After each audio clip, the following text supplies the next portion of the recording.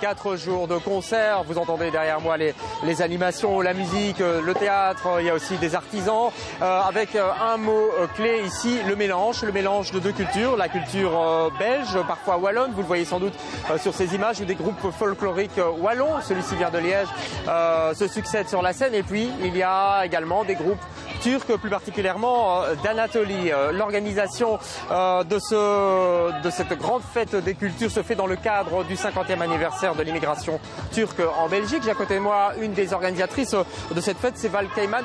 Est-ce que ces deux cultures se mélangent bien ?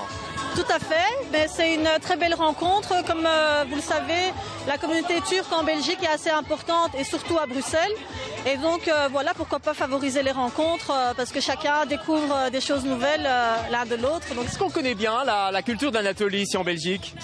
Je pense que, évidemment, comme c'est une culture très très riche, donc il y a différentes facettes de la culture que les gens ne connaissent pas forcément, même s'ils ont déjà été voyager en Turquie. Donc je pense que c'est une bonne opportunité pour montrer la richesse de cette culture. Et réciproquement aussi pour la culture belge. Tout à fait, effectivement. Donc lors de ce festival, on essaie de mettre à l'honneur des artistes belges pour faire en sorte qu'ils soient mieux connus aussi auprès de la communauté turque. Donc voilà.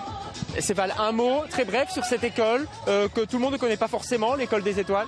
Oui, donc l'école des étoiles a été créée en 2005 et c'est une école libre, non confessionnelle, subventionnée par la communauté française et ouverte à tous. Donc elle accueille un public très très diversifié, ce qui est évidemment l'objectif du projet pédagogique, évidemment, de pouvoir offrir un enseignement de qualité à tout le monde. Voilà, et les bénéfices de cette fête iront directement à l'école ? Oui, effectivement, donc c'est une organisation culturelle.